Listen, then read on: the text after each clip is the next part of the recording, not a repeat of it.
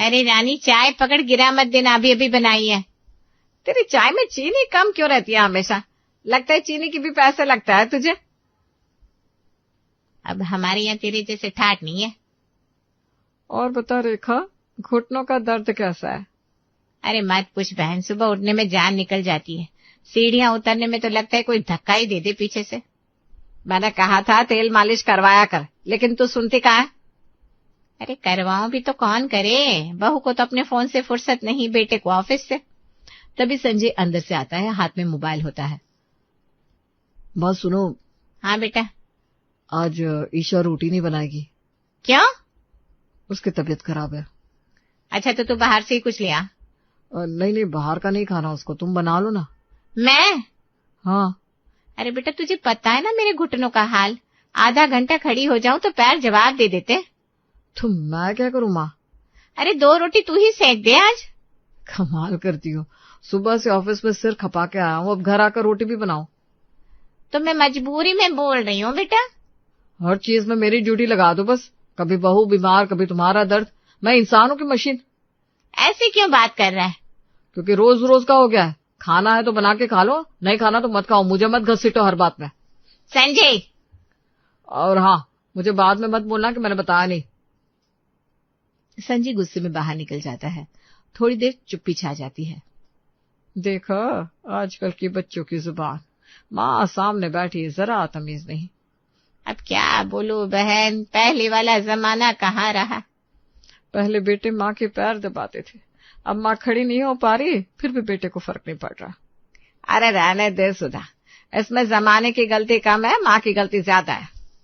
मेरी गलती कैसे हो गई? अरे शुरू से सिर पर चढ़ाओगे तो यही होगा ना, बच्चे उतना ही दबाते हैं जितना तुम दबने देती हो।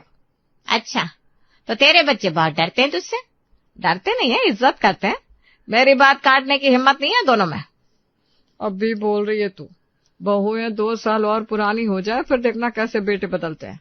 अरे मेरे बेटे नहीं बदलेंगे, हर माँ यही बोलती है, क्योंकि हर माँ मेरे जैसे नहीं होती।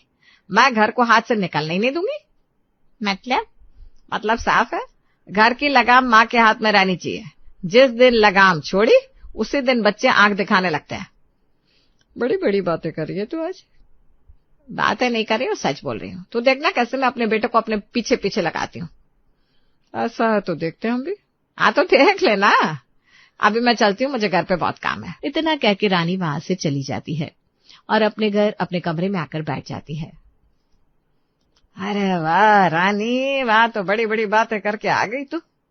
मेरे बेटे ऐसे हैं, मेरे बेटे वैसे हैं, जैसे बहुत पूछते हैं मेरा हाल। सुबह से एक बार भी किसी ने नहीं पूछा कि माँ ने खाना खाया या नहीं। दोनों को बस अपनी अपनी पत्नियां दिखती है।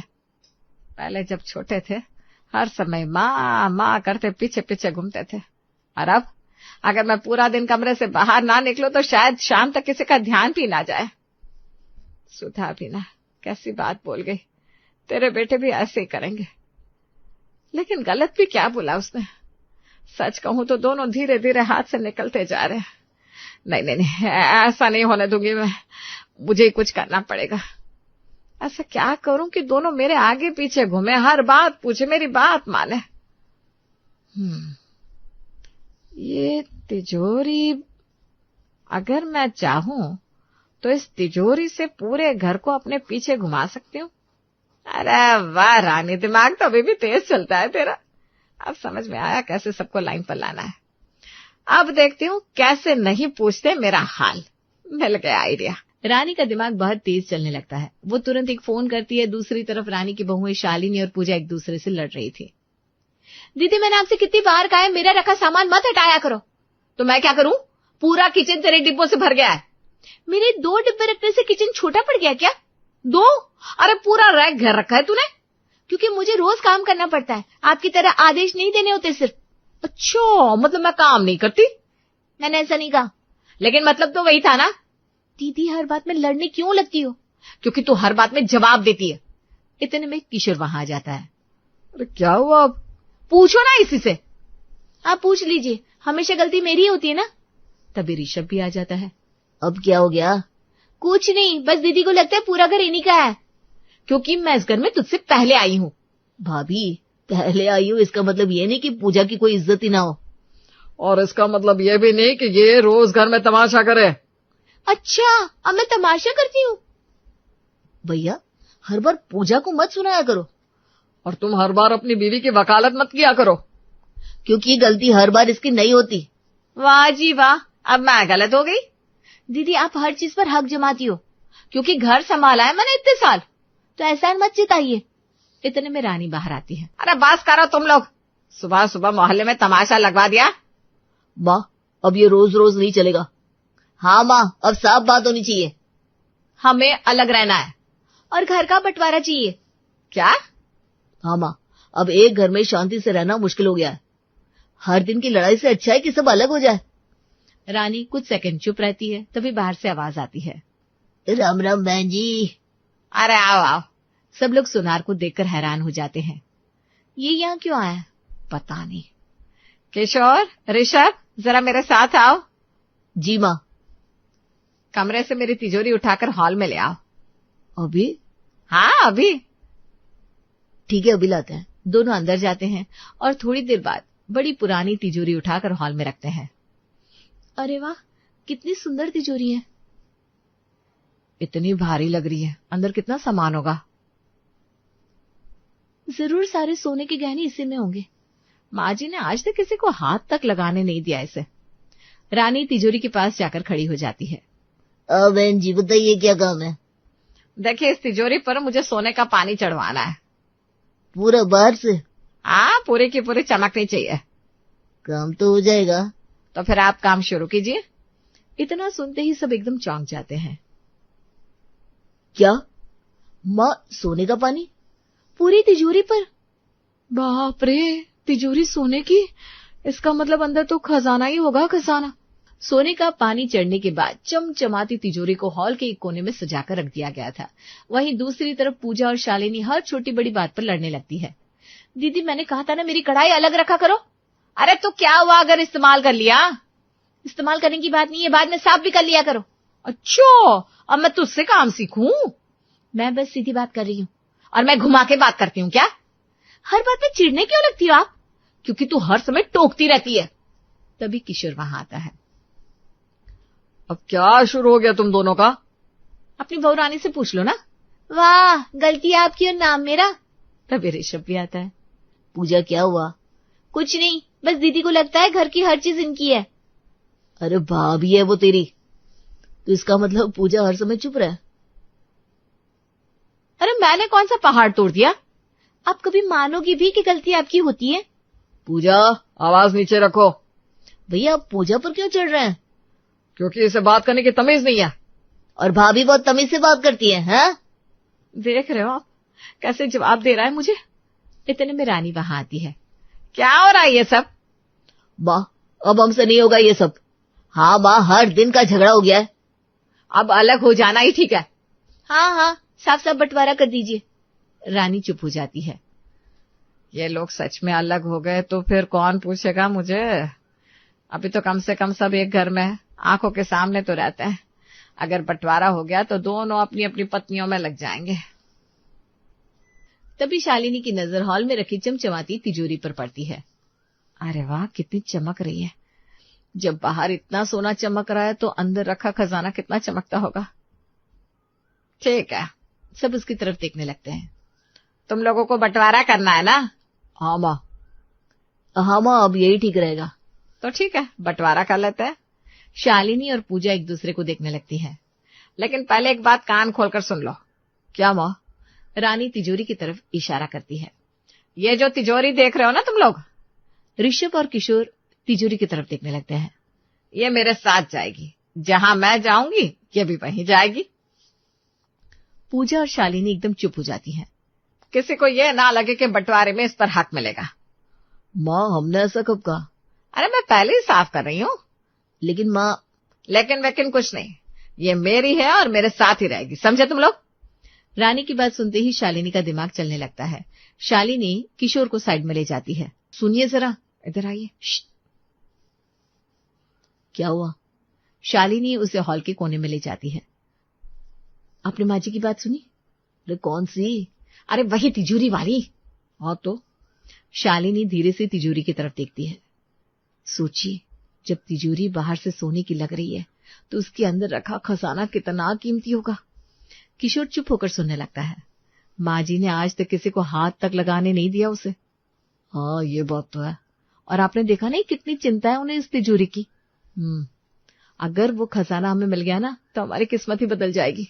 मतलब? अरे समझा करो, इतना सोना चांदी होगा, अंदर की जिंदगी सेट हो जाएगी। तुम कहना क्या चाहती हो? अरे समझो ना बात को। ओह, तो ये बात है। आप समझ रहे हो ना मैं क्या कह रही हूँ? किशोर हल्का सा मुस्कुराता है। हाँ, मैं समझ गया। तो फिर? तुम सही कह रही हो। अब माँ जी को अपने पक्ष में करना होगा। मैं उनका भरोसा जीतने की कोशिश करता हूँ। किशोर सीधे रानी के पास पहुंचता है। माँ, क्या हुआ? आप तो जानती हैं मेरे लिए आपसे बढ़कर कोई नहीं है। अच्छा? सच कह रहा हूँ माँ, मैं तो ये बंटवारा भी नहीं चाहता था। ऋषभ दूर से सुनने लगता है। लेकिन इस ऋषभ की वजह से मुझे भी ये सब बोलना पड़ा। अच्छा, हाँ, मतलब सारी गलती मेरी है? और नहीं तो क्या, तू ही तो हर समय अलग होने की बात करता रहता है। हाँ, करता हूँ, क्योंकि मुझे रोज रोज आप लोगों के मुंह नहीं लगना। बिल्कुल सही कह रहे हैं।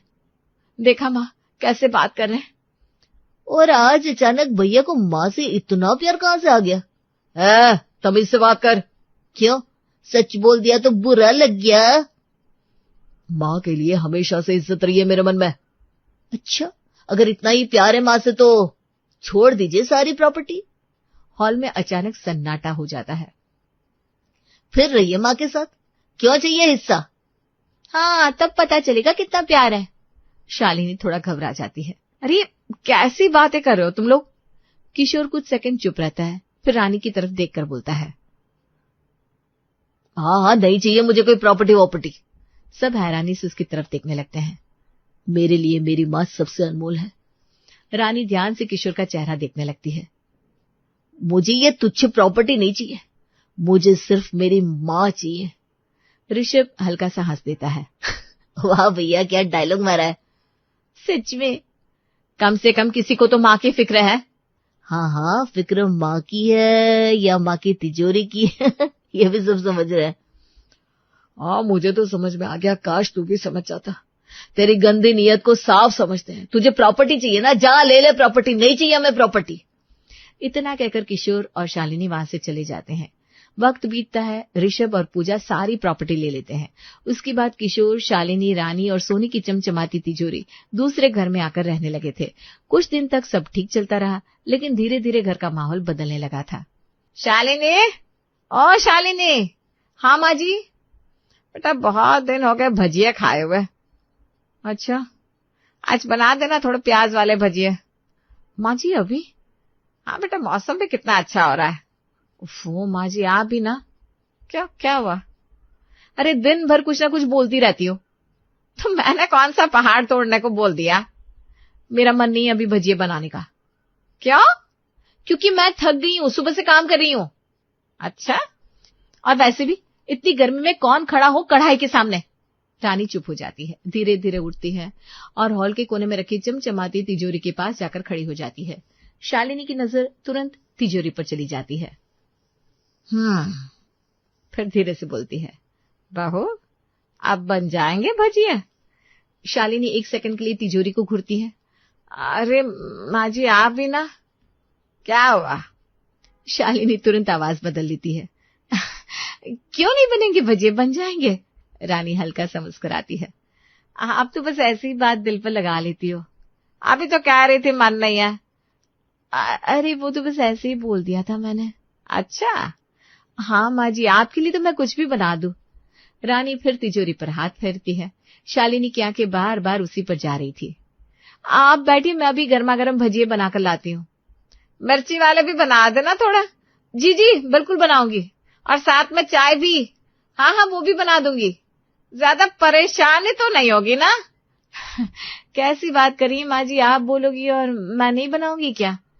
रानी मुस्कुराते हुए कुर्सी पर बैठ जाती है। शालिनी किचन की तरफ जाती है, फिर धीरे से पीछे मुड़कर तिजोरी को देखती है। बस एक बार ये तिजोरी मेरे हाथ लग जाए। वाह रानी वाह, तेरा तिजोरी का जादू तो सच में चल गया। शालिनी गर्मा गर्म भजिए बनाकर लाती है। माँ जी, गर्मा गर्म भजिए। हाँ, बहुत बढ़िया, अच्छे लग रहे हैं। आपके लिए बनाया है। तभी किशोर भी बाहर से आता है। अरे वाह, आज तो भजिया बन रहा है। वो माँ जी का मन था ना। अच्छा किया, आजा बेटा तू भी खा ले। किशोर प्लेट उठाकर खाने लगता है। सच में अच्छा बना है। माँ जी के लिए दिल से बनाया मैंने। रानी मुस्कुराने लगती है। शालिनी धीरे धीरे तिजोरी की तरफ देखने लगती है। माँ जी, एक बात पूछूं? पूछ। कभी तिजोरी खोल के दिखाइए ना। रानी एकदम चौंक जाती है। अरे क्या करेगी देखकर? बस ऐसे ही, आखिर घर की चीज है। किशोर भी तुरंत बोल पड़ता है। हाँ माँ, दिखाइए ना, इतना हक तो बनता है हमारा। अरे रहने दो ना बेटा। क्यों माँ जी? वो चाबी पता नहीं कहाँ रख दी माना। शालिनी तुरंत रानी के गले की तरफ देखती है। अरे माँ जी, ये क्या है फिर? रानी घबरा जाती है। क्या? चाबी तो अपने गले में पहन रखी है। अरे हाँ माँ। अरे नहीं, वो अब दिखाइए ना माँ जी। अरे रहने देना बहू। लेकिन शालिनी जल्दी से रानी के गले से चेन निकाल लेती है। अरे शालिनी सीधे तिजोरी के पास जाती है। किशोर भी उत्साह में उसके पीछे खड़ा हो जाता है। अरे जल्दी जल्दी खोलो। शालिनी कांपते हाथों से ताला खोलती है। तिजोरी खुलते ही दोनों अंदर झांकते हैं। अचानक दोनों के चेहरे उतर जाते हैं। ये क्या है? अंदर सिर्फ पुराने चांदी के पायल, कटोरी, सिक्के और कुछ पुराने गहने रखे थे। बस चांदी के गहने? जिस तिजोरी के लिए हमने पूरी प्रॉपर्टी छोड़ दी, उसमें ये सब रखा है? दोनों सिर पकड़कर वहीं बैठ जाते हैं। रानी जल्दी से तिजोरी के पास जाती है। अरे बेटा, तुम लोग जैसा समझ रहे हो वैसा नहीं है। तो कैसा है माँ जी? मेरे लिए ये किसी खजाने से कम नहीं है। लेकिन माँ, ये मेरी दादी ने मुझे दिए थे। रानी प्यार से चांदी के पायल हाथ में उठाती है। जब मेरी शादी हुई थी ना, तब उन्होंने कहा था इन्हें संभाल के रखना। मेरे लिए इनकी कीमत सोने से भी ज्यादा है। तभी बाहर से आवाज आती है। बहन जी, तिजोरी पर आज दूसरी परत चढ़ानी थी। किशोर एकदम उठ जाता है। नहीं काका, रहने दीजिए। क्यों बेटा? किशोर हाथ जोड़ लेता है। जितनी झूठ की परत चढ़नी थी ना काका, चढ़ चुकी, अब और नहीं। सुनार चुपचाप वहां से चला जाता है। अब क्या होगा, मेरा तो भंडा ही फूट गया। अब तो मैं कहीं की नहीं रही, सब चला गया हाथ से। घर भी, प्रॉपर्टी भी। और बदले में मिला क्या? आज माँ ने सिखा दिया कि हर चमकती चीज सोना नहीं होती।